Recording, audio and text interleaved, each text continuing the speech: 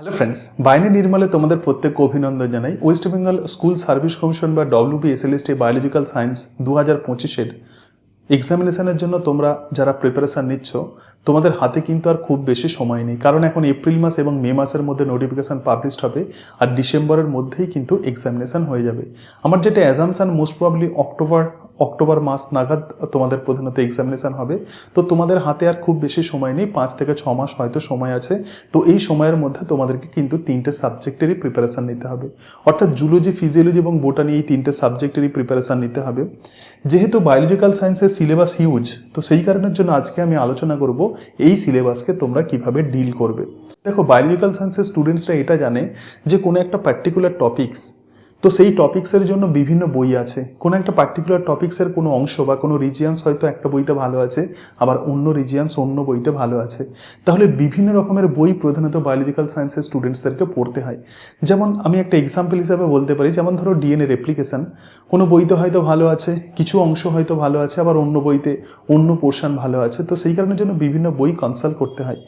যেহেতু বিভিন্ন রকমের মেটেরিয়ালস, একটা টপিক্সের জন্য যেহেতু বিভিন্ন রকমের মেটেরিয়ালস ফলো করতে হয়, সেই জন্য স্টুডেন্টসের অনেকটা সময় কনজিউম হয়ে যায় এবং তার সঙ্গে সঙ্গে তারা কিন্তু কনফিউজড হয়ে যায় যে কি পড়বে, কোন বই পড়বে, এগুলো সম্পর্কে তারা কনফিউজড হয়ে যায়।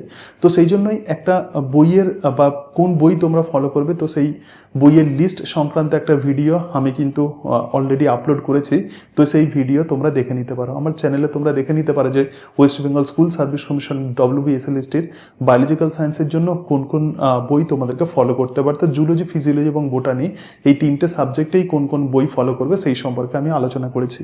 তো আজকে আমি যেটা আলোচনা করবো সেটা হচ্ছে যে এই হিউজ সিলেবাস, অর্থাৎ জুলজি, ফিজিওলজি এবং বোটানির এই হিউজ সিলেবাস কিভাবে কভার করবে। যেটা বলছিলাম, বিভিন্ন মেটেরিয়ালস দেখে অনেক সময় স্টুডেন্টসরা কনফিউজড হয়ে যায়, তাদের টাইম ওয়েস্টেজ হয় এবং প্রিপারেশন প্রধানত প্রসিড করে না, এগোতে পারে না। তো সেই কারণের জন্যই আজকে এই ভিডিও, যে তোমরা খুব সহজেই কিভাবে প্রিপারেশনকে এগিয়ে নিয়ে যাবে, কারণ সময় যেহেতু কম, সেই জন্য খুব দ্রুততার সঙ্গে তোমাদেরকে প্রিপারেশন নিতে হবে।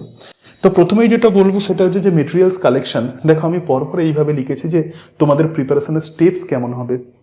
এই ইনিশিয়াল স্টেপসটা কিন্তু খুব গুরুত্বপূর্ণ। তো প্রথমেই মেটেরিয়ালস কালেকশন। দেখো, এখন তো এপ্রিল মাস, তাহলে এটা তোমাকে ঠিক করে নিতে হবে যে এপ্রিল মাসের মধ্যে, এপ্রিলের আর মোটামুটি 8 থেকে 10 দিন হাতে তোমাদের সময় আছে। তো এপ্রিলের মধ্যে কিন্তু তোমাদেরকে মেটেরিয়ালস কালেকশন করে নিতে হবে। সুতরাং এই মেটেরিয়ালস কিভাবে তোমরা কালেকশন করবে এবং তার সঙ্গে সঙ্গে কিভাবে তোমরা এই মেটেরিয়ালসকে অ্যারেঞ্জ করবে, প্রথমে সেই সম্পর্কে আলোচনা করব। দেখো, তাহলে যেটা বলছিলাম যে এপ্রিল মানে এই 10 দিনের মধ্যে, 10 ডেজের মধ্যে তোমরা কিন্তু মেটেরিয়ালস কালেকশন করে নেবে। কিভাবে এই মেটেরিয়ালস তোমরা প্রধানত কোথা থেকে পাবে? দেখো, এতদিন ধরে তোমরা প্রধানত বায়োলজিক্যাল সায়েন্স পড়ে এসেছো, জুলজি, ফিজিওলজি এবং বোটানি, যে সাবজেক্ট পড়েছো, তো সেই সাবজেক্টের তোমাদের যা মেটেরিয়ালস আছে, তো সেই মেটেরিয়ালস প্রথমে যত মেটেরিয়ালস আছে সমস্ত তোমাদের ফাইলে যা কিছু মেটেরিয়ালস আছে সেগুলো প্রথমে হাতের কাছে নিয়ে নাও এবং নিয়ে নেওয়ার পরে তারপরে এসএসসি সিলেবাস দেখো, 2016 সালে যে এসএসসি SLSTর যে বায়োলজিক্যাল সায়েন্সের সিলেবাস আছে, সেই সিলেবাস দেখে টপিক ওয়াইজ এগুলোকে প্রধানত সাজিয়ে নাও। অর্থাৎ ধরো যাক রেপ্লিকেশনে তোমার কাছে 3টে নোটস আছে, আমি ধরে নিচ্ছি। তো রেপ্লিকেশনের এই 3টে নোটস কিন্তু পিন আপ করে নাও। আবার ধরো যাক ট্রান্সক্রিপশনের 4টে নোটস আছে, এই 4টে নোটস একসঙ্গে অ্যাকুমুলেট করে নাও। এই 4টে নোটসের মধ্যে হয়তো তুমি 2টো নোটস থেকে প্রিপারেশন নিয়েছো, 2টো নোটস থেকে প্রিপারেশন নাও নি, কিন্তু তোমার কাছে যা কিছু আছে সব কিছু কিন্তু এক জায়গায় স্টেপেল করে নাও। এই কথা কেন বলছি?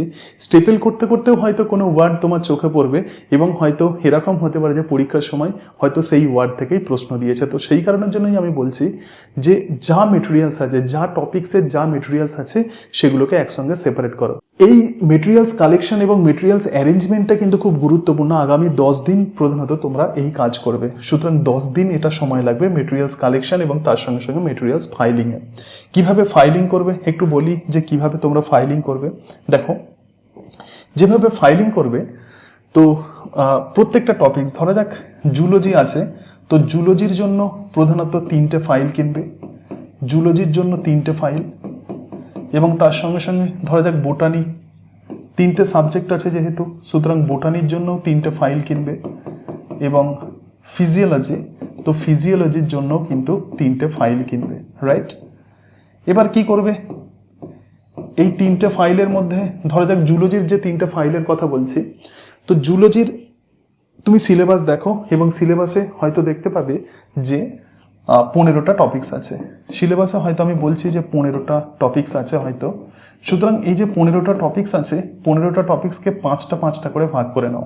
তাহলে 5টা এবং 5টা করে টপিক্স ভাগ করে নিলে এবং প্রথম 5টা টপিক্স ধরে যাক ফার্স্ট ফাইলে পড়লে, তাহলে প্রথম ফাইল, এবং সেকেন্ড যে 5টা যে টপিক্স আছে এটা সেকেন্ড ফাইলে পড়ো, সেকেন্ড ফাইল, এবং তৃতীয় যে 5টা যে টপিক্স আছে এটা থার্ড ফাইলে পড়ো। এবং ধরা যাক এটা ফাইলের কভার, এবং এই ফাইলের কভারে কিন্তু পার্মানেন্ট মার্কার পেন দিয়ে এক্ষেত্রে লিখে দাও টপিক্সের নামগুলো। পার্মানেন্ট মার্কার পেন দিয়ে এক্ষেত্রে টপিক্সের নামগুলো লিখে দিতে হবে। কেন এই কথাটা বলছি? এসএসসি এক্সামিনেশনের প্রিপারেশন বা এই ধরনের কম্পিটিটিভ এক্সামিনেশনের প্রিপারেশনে পরীক্ষার আগের 2 থেকে 3টে দিন কিন্তু খুব ভাইটাল হয়। এবং পরীক্ষার মানে এক্সাম এর 3 দিন, আমি ধরে নিচ্ছি যে এক্সামের 2 থেকে 3 দিন আগের পোর্শনটা খুব ভাইটাল হয়। এবং এই 3 দিন আগে তোমাকে কিন্তু প্রত্যেকটা টপিক্স দেখে যেতে হবে। এবং সেই কারণের জন্য এই প্রত্যেকটা টপিক্স যাতে তুমি খুব দ্রুততার সঙ্গে দেখতে পারো পরীক্ষার 2 থেকে 3 দিন আগে, সেই জন্যই কিন্তু এই ফাইলিংটা অত্যন্ত গুরুত্বপূর্ণ। কারণ প্রত্যেকটা টপিক্স তুমি যদি দেখে না যাও তাহলে কিন্তু কনফিডেন্স পাবে না। আর এই ধরনের পরীক্ষায় কনফিডেন্স কিন্তু অত্যন্ত গুরুত্বপূর্ণ। সিমিলার ফাইলিং তোমরা বোটানিতেও করো। ধরা যাক বোটানিতে হয়তো 16টা টপিক্স আছে, তাহলে প্রথম বা এরকমভাবে ভাগ করে নাও। প্রথম 5টা টপিক্স হয়তো প্রথম ফাইলে রাখলে এবং সেই ফাইলের ওপরে টপিক্সের নামগুলো লিখে দেবে, এবং সেকেন্ড 5টা টপিক্স আবার সেকেন্ড ফাইলে রাখলে এবং সেই ফাইলের ওপরে কিন্তু পার্মানেন্ট মার্কার দিয়ে কোন কোন টপিক্স আছে সেগুলো লিখে দেবে। এবং থার্ড যে ফাইল আছে সেই ফাইলে 10টা টপিক্স রাখবে এবং সেখানে কিন্তু নামগুলো সব কিন্তু লিখে দেবে, মানে কোন কোন টপিক্সের নোটস এই ফাইলের মধ্যে আছে এগুলো লিখে দেবে। এবং ফিজিওলজিতেও একই ব্যাপার কিন্তু করবে।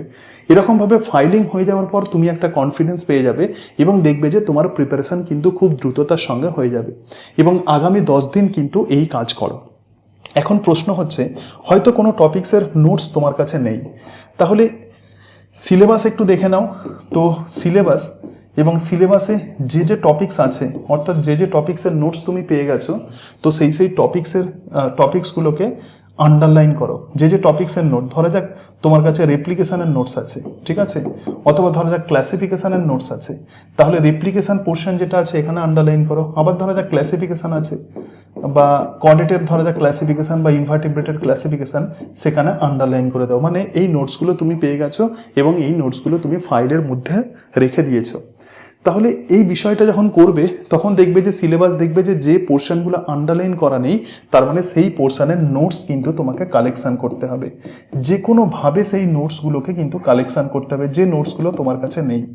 তো এই নোটসগুলোকে কালেকশন করতে হবে। তুমি কোনো ইউটিউব থেকে সেটা কালেকশন করতে পারো, অথবা যে কোনোভাবে কিন্তু নোটস কালেকশন করতে হবে। ইচ অ্যান্ড এভরি টপিক্স কিন্তু খুব গুরুত্বপূর্ণ এবং তার সঙ্গে সঙ্গে এই অ্যারেঞ্জমেন্টটা কিন্তু খুব গুরুত্বপূর্ণ। আগামী 10 দিন তোমরা এই অ্যারেঞ্জমেন্ট করবে। তোমরা মোটামুটিভাবে একটা কনফিডেন্স পেয়ে গেলে এবং তুমি এটুকু দেখে নিলে যে তোমার কাছে সমস্ত মেটেরিয়ালস আছে। দেখো, তোমাকে প্রিপারেশন তো তখনই নিতে হবে যদি তোমার হাতের কাছে সব মেটেরিয়ালস থাকে, আর যদি না থাকে তাহলে প্রিপারেশন কিন্তু সবসময় কিন্তু প্রিপারেশন একটা অবস্টাকেলের মধ্যে চলে যাবে, মানে প্রিপারেশন নিতে তোমার ভালো লাগবে না। তোমার তখন মনের মধ্যে এটা চিন্তা হবে যে ওই টপিক্সের নোটস নেই। তুমি হয়তো কোনো একটা টপিক্স পড়তে ধরা যাক তুমি হয়তো প্ল্যান্ট প্যাথোলজি পড়ছো এবং পেলিও বটানির নোটস তোমার নেই, তাহলে প্যাথোলজি পড়তে তোমার মাইন্ড ডিফ্র্যাক্টেড হয়ে যাবে, ভাববে যে পেলিও বটানির নোটস কোথা থেকে পাবো। তো সেই জন্য এই নোটসগুলোকে আগামী কয়েকদিন কালেকশন করে নাও। সঙ্গে সঙ্গে আরেকটা বিষয় বলি, যে যখন এই কাজটা করছো, মানে এপ্রিল মাসে যখন এই কাজ করছো, এই কয়েকদিনে তোমরা কিন্তু বেসকে ক্লিয়ার করে নাও। This is very very important. তাহলে এরপরে যে কাজটা করবে সেটা হচ্ছে বেস ক্লিয়ারেন্স। মানে এই যে বেস ক্লিয়ারেন্সটা কেন বলছি? তো বেস ক্লিয়ারেন্স এই কারণের জন্যই বলছি যে এই ধরনের এক্সামিনেশন যেহেতু স্কুল লেভেলের এক্সামিনেশন, তো সেই কারণের জন্য +2 লেভেলের বই কিন্তু তোমাকে কভার করতে হবে। সেটা আমি আগের দিনও বলেছিলাম এবং আবারও বলছি, সেটা সিবিএসসি যে কোনো বায়োলজি বই কিন্তু এই 10 দিন তোমরা কভার করে নাও। সিবিএসসির যে কোনো বায়োলজি বই, একটা খুব ভালো বই আছে, সেটা হচ্ছে Pradeep's textbook of biology. So Pradeep's textbook of biology, এটা সববার হাতের কাছে এই বইটা রাখবে, Pradeep's textbook of biology বা অন্য যে কোনো সিবিএসসি বোর্ডের বই কিন্তু তোমরা কালেকশন করে নেবে। এটা কিন্তু প্রত্যেকের হাতের কাছে থাকতে হবে। যারা নোটস বেসড পড়াশোনা করবে তাদের কাছেও থাকতে হবে হ্যান্ডবুক হিসাবে, এবং যারা বই বেসড পড়াশোনা করবে, আমি আগের দিন বইয়ের লিস্ট দিয়েছি সেটা তোমাদের বলেছি, তো তাদের কাছেও কিন্তু এই বইটা থাকতে হবে। এবং যখন তুমি নোটস যখন কালেকশন করছো, নোটসকে যখন অ্যারেঞ্জ করছো, তো সেই সময়ে কিন্তু এই প্রদীপস টেক্সট বুক অফ বায়োলজিটাও পড়ে ফেলো। অর্থাৎ 11-এর যত টপিক্স আছে এবং 12-এর যত টপিক্স আছে এই সমস্ত টপিক্স কভার করো। দেখো, একটা 11-12-এর স্টুডেন্ট, তোমরা তো অনেক ম্যাচিওর্ড, প্রধানত তোমরা গ্র্যাজুয়েশন করেছো, তার সঙ্গে সঙ্গে মাস্টার ডিগ্রি করেছো, কেউ কেউ হয়তো স্কুলেও পড়াচ্ছ। তাহলে এরকম সিচুয়েশনে এই বই কিন্তু কমপ্লিট করতে তোমাদের খুব বেশি সময় লাগবে না। আবারও বলছি, আগামী 8 থেকে 10 দিন টোটাল 11-12-এর সিলেবাস কভার করো এবং তারপরে এসএসসি সিলেবাস কভার করবে। দেখো, প্রিপারেশান কিন্তু কুল ব্রেনে নিতে হবে। তাড়াতাড়ি করে প্রিপারেশান নিলে বা টেনশন নিয়ে কিন্তু প্রিপারেশান নিলে কিন্তু এই প্রিপারেশান ভালো হবে না বা পরীক্ষা তোমার ভালো হবে না। তো সেই কারণের জন্য বলছি যে এক্ষেত্রে এই বেস ক্লিয়ারেন্সটা খুব গুরুত্বপূর্ণ। আগামী কয়েকদিন এই বেস ক্লিয়ারেন্সটা করে নাও, 11-12 লেভেলের বই পড়ো। এরপরে সিলেবাসকে অ্যানালাইসিস করো। সিলেবাস অ্যানালাইসিস কিন্তু খুব গুরুত্বপূর্ণ। কিভাবে সিলেবাস অ্যানালাইসিস করবে? তো সিলেবাস অ্যানালাইসিসের বিষয়টা বলছি।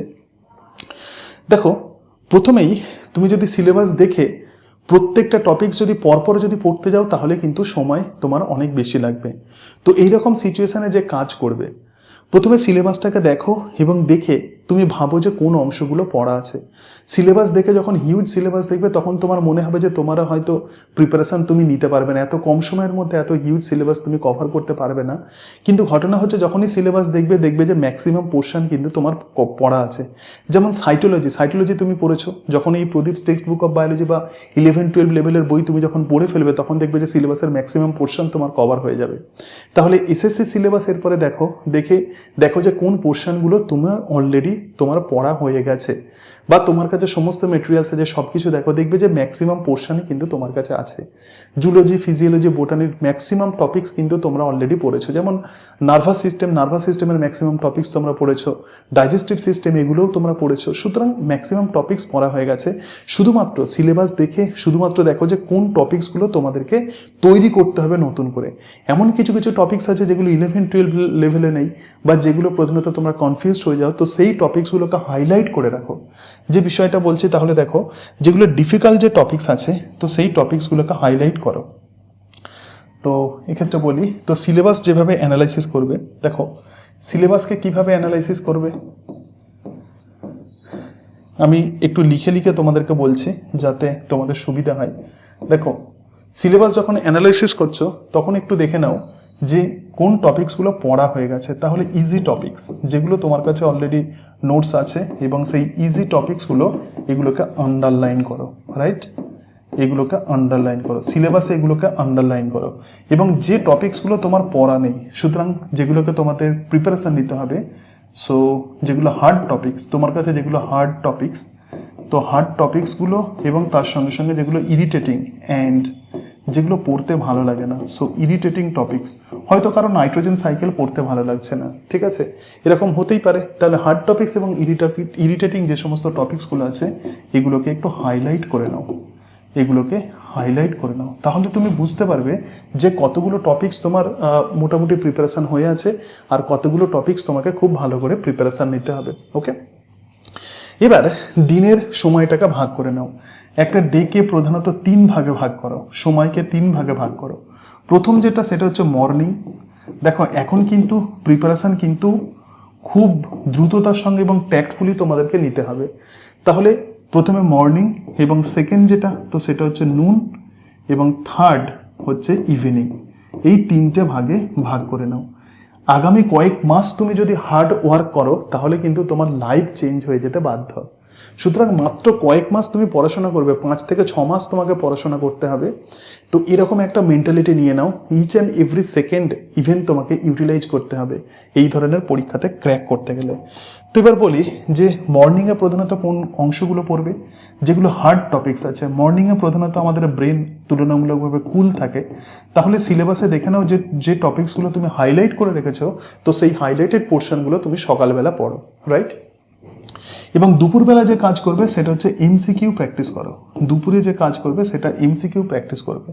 তো মর্নিংয়ে একটু বলি, তো মর্নিংয়ে ধরা যাক তুমি 7টা থেকে পড়াশোনা করছো, তো 7 AM টু 12টা PM, তুমি 12টা পর্যন্ত তোমাকে টানা এই 5 ঘন্টা যেগুলো হার্ড টপিকস আছে, 3টে সাবজেক্টেরই যেগুলো হার্ড টপিকস আছে সেগুলো কভার করো। হয়তো একদিন জুলজি পড়লে, সোমবার দিন, মঙ্গলবার দিন হয়তো বোটানি পড়বে, বুধবার দিন হয়তো ফিজিওলজি পড়বে, এরকমভাবে অল্টারনেট ওয়েতে পড়তে থাকো। এমসিকিউ প্র্যাকটিস করো। এবং দুপুরবেলা ধরা যাক তুমি 3টে থেকে 6টা পর্যন্ত, সো 3টে থেকে 6টা PM এই সময় এমসিকিউ প্র্যাকটিস করো। 3 ঘন্টা এমসিকিউ প্র্যাকটিস কিন্তু এনাফ। এবং তার সঙ্গে সঙ্গে ইভিনিংয়ে যে কাজ করবে সেটা হচ্ছে ইজি টপিকসগুলো পড়ো। কেন ইজি টপিকসগুলো ইভিনিংয়ে পড়তে বলছি, অর্থাৎ যেগুলো অলরেডি তোমার পড়া হয়ে গেছে, এর কারণটা হচ্ছে এটাই যে যখন ইজি টপিকসগুলো তুমি যখন ইভিনিংয়ে যখন পড়ছো এবং তারপরে তুমি যখন ঘুমাতে যাচ্ছ, তখন তুমি তখন দেখবে যে এই প্রিপারেশন তোমার অতটা কষ্ট হচ্ছে না। কারণ ইজি টপিকস এবং যেগুলো তোমার পড়তে ভালো লাগে, তো সেগুলো যদি পড়ে তুমি যদি ঘুমাতে যাও, তখন দেখবে যে তোমার নিজেরই একটু ভালো লাগবে। সুতরাং সাইকোলজিও কিন্তু গুরুত্বপূর্ণ।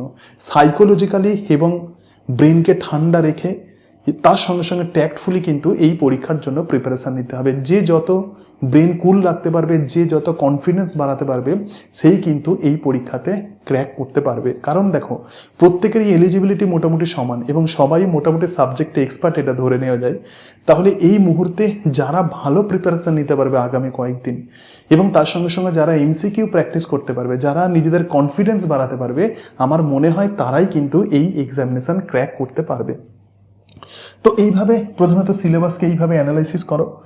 এবং ডিপ পার্ট যেগুলো বলছিলাম, যেমন ডিপ পার্ট বলতে এক্ষেত্রে আমি বলছি যে হার্ড যে পোর্শনগুলো আছে, তো সেই হার্ড পোর্শনগুলো ভালো করে করো। এবং তার সাথে সাথে আরও একটা বিষয় বলি, যে সিলেবাস থেকে একটু এক্সট্র্যাক্ট করে নাও, সিলেবাস থেকে একটু দেখে নাও যে কোনগুলো কমন টপিকস আছে। প্রধানত জুলজি, ফিজিওলজি এবং বোটানিতে কিছু কিছু কমন রিজিয়ান আছে, তো সেই রিজিয়ানগুলোকেও একটু সেপারেট করতে হবে। যেমন কমন রিজিয়ানস বলতে এক্ষেত্রে জেনেটিক্স আমরা জানি যে জুলজিতেও আছে এবং তার সঙ্গে সঙ্গে বোটানিতেও আছে। তাহলে জেনেটিক্স তুমি যখন পড়ছো, তখন জুলজিরও যেমন প্রিপারেশান হয়ে যাচ্ছে, তার সাথে সাথে তোমার বোটানিরও প্রিপারেশান হয়ে যাচ্ছে। আবার দেখো ইকোলজি যখন পড়ছো, তখন এগুলো কমন টপিকস, অর্থাৎ তিনটে সাবজেক্টেই আছে। তার সাথে সাথে বায়োকেমিস্ট্রি এরকম কিছু কিছু কমন বিষয় আছে যেগুলো 3টে সাবজেক্টেই আছে। তো এগুলোকেও একটু সেপারেট করে নাও, এগুলোকে সেপারেট ওয়েতে কিন্তু এগুলো এই সম্বন্ধে তোমরা প্রিপারেশান নেবে। এখান থেকেও কিন্তু বিভিন্ন রকমের কোয়েশ্চেন্স কিন্তু ঘোরাফেরা করে। সুতরাং কমন টপিকসগুলো কিন্তু বাদ দিলে হবে না। যেমন জেনেটিক্স বললাম, ইকোলজি বললাম, বায়োকেমিস্ট্রি আছে, সুতরাং এই পোর্শনগুলো, ইভলিউশন আছে, তো এই পোর্শনগুলো কিন্তু তোমাকে সিলেবাস থেকে এক্সট্রাক্ট করে নিয়ে সেইভাবে পড়তে হবে। এরপরে দেখো, আমি একটা জাস্ট তোমাদেরকে গাইডলাইন দিচ্ছি। এরপর তো বিভিন্ন জনের প্রিপারেশন স্ট্র্যাটেজি প্রধানত বিভিন্ন রকমের হয়, তোমরা যেরকম সুবিধা হবে তোমরা সেইভাবে প্রিপারেশন নেবে।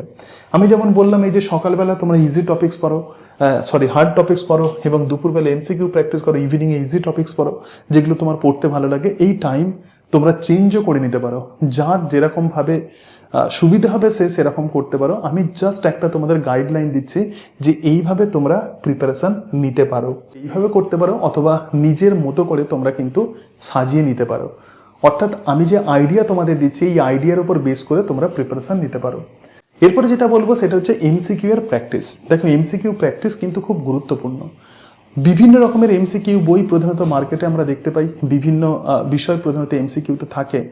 এবং যখন এমসিকিউ এর বিভিন্ন বই তোমরা যখন পড়বে, দেখবে যে কনফিউজড হয়ে যাবে। কোনো একটা এমসিকিউ এর হয়তো কোনো কোয়েশ্চেন্স তুমি পড়ছো, আবার দুদিন পরে দেখবে যে সেটা ভুলে যাবে। তো সেই কারণের জন্য কিছু অথেন্টিক বই তোমাকে প্র্যাকটিস করতে হবে।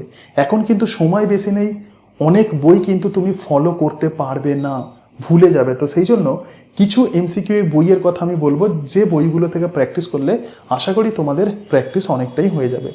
তো প্রথম যে বই সেটা হচ্ছে যে সাঁতরা পাবলিকেশনের এসএলএসটি বায়োলজি। সাঁতরা পাবলিকেশনের এসএলএসটি বায়োলজি এটা কিনে নাও। এটা 9-10 লেভেল এবং পিজি লেভেল দুটো লেভেলেই পর্যন্ত অ্যাভেলেবেল আছে। তার সঙ্গে সঙ্গে একটা বইয়ের কথা বলবো, সেটা হচ্ছে ইউথ কম্পিটিশন সাকসেস।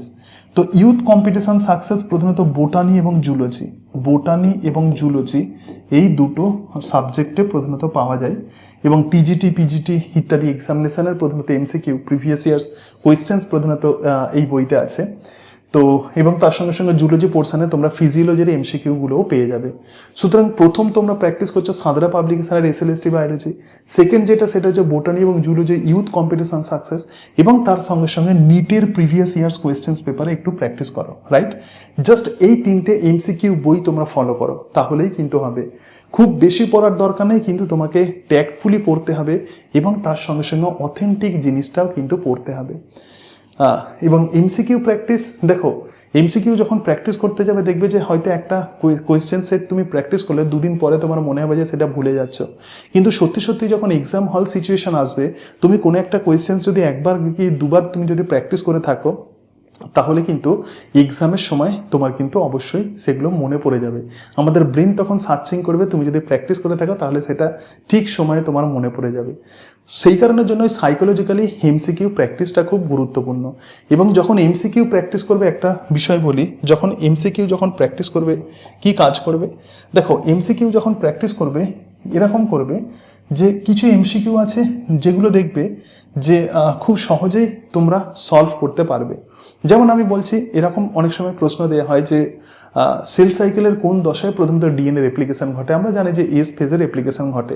তুমি হয়তো কোনো একটা পেজ হয়তো প্র্যাকটিস করছো, ধরা যাক সেই পেজে 50টা কোয়েশ্চেন্স আছে, তাহলে তার মধ্যে এটা তুমি জানো এটা তোমার কোনো সময় ভুল হবে না, কিন্তু এমন কিছু কিছু কোয়েশ্চেন্স থাকবে যেগুলো ভুল হওয়ার প্রবাবিলিটি থাকে, অথচ তোমার মনে হচ্ছে যে সেগুলো ইম্পর্টেন্ট। তাহলে যেগুলো হার্ড এমসিকিউ আছে, মানে হার্ড যে পোর্শন আছে, আচ্ছা একটু লিখি, কোনো একটা পোর্শন হচ্ছে হার্ড এমসিকিউ, মানে তোমার মনে হচ্ছে যে এই পোর্শনটা তুমি ভুলে যাবে বা এই এমসিকিউটা তুমি ভুলে যাওয়ার তোমার প্রবাবিলিটি আছে, তো সেটাকে হাইলাইট করে রাখো। কেন হাইলাইট করে রাখতে আমি বলছি, দেখো আমি আগেই বলেছি যে এক্সামের 2 থেকে 3 দিন আগের সময়টা কিন্তু খুব ভাইটাল। এরপরে যখন এক্সামিনেশনের 2 থেকে 3 দিন আগে তুমি যখন প্রিপারেশন নিচ্ছ, ধরা যাক থিওরি পড়া হয়ে গেলো, তোমার জুলজি ফিজিওলজি বোটানি পড়া হয়ে গেল, এবং পরীক্ষার জাস্ট আগের মুহূর্তে অনেক সময় এক্সামিনেশন সেন্টারে আমরা অনেক কিছু বিষয়ে প্র্যাকটিস করি, তো সেই সময় তুমি যখন এমসিকিউ যখন দেখবে, শুধুমাত্র সেই অংশগুলোই দেখো যেগুলো তুমি হাইলাইট করে রেখেছো, অথবা পরীক্ষার 2 থেকে 3 দিন আগে এমসিকিউ এর সেই পোর্শনগুলো দেখো যেগুলো তুমি হাইলাইট করে রেখেছো। তাহলেই দেখবে যে তুমি অনেকটাই কনফিডেন্স পাবে। এবং পরীক্ষার 2 থেকে 3 দিন আগে তোমরা যেমন থিওরি পড়বে, তার সঙ্গে সঙ্গে এমসিকিউ এর হাইলাইটেড পোর্শনগুলো প্র্যাকটিস করবে, তাহলে আর এরকম মনে হবে না যে এমসিকিউ তুমি প্র্যাকটিস করোনি, শুধুমাত্র থিওরি প্র্যাকটিস করেছো। দেখো আমি বারবার বলছি যে সাইকোলজিক্যালি তোমাকে ফিট থাকতে হবে, এবং সাইকোলজিক্যালি তোমাকে কিন্তু নিজেকে মেনটেন করতে হবে, এবং পরীক্ষার 2 থেকে 3 দিন আগে সমস্ত পোর্শন দেখতে হবে, এবং এখন থেকে তোমাকে কিন্তু সেই প্রিপারেশন নিতে হবে, রাইট? আশা করি এই ভিডিও তোমাদের অনেকটাই হেল্পফুল হবে। এরপর কারোর যদি কোনো রকম কনফিউশন থাকে কমেন্ট বক্সে কমেন্ট করো, এবং কোন টপিক্সের ওপর তোমাদেরকে আলোচনা আমাকে করতে হবে সেটাও কমেন্ট বক্সে কমেন্ট করো। সকলে ভালো থেকো। So thank you and that's it.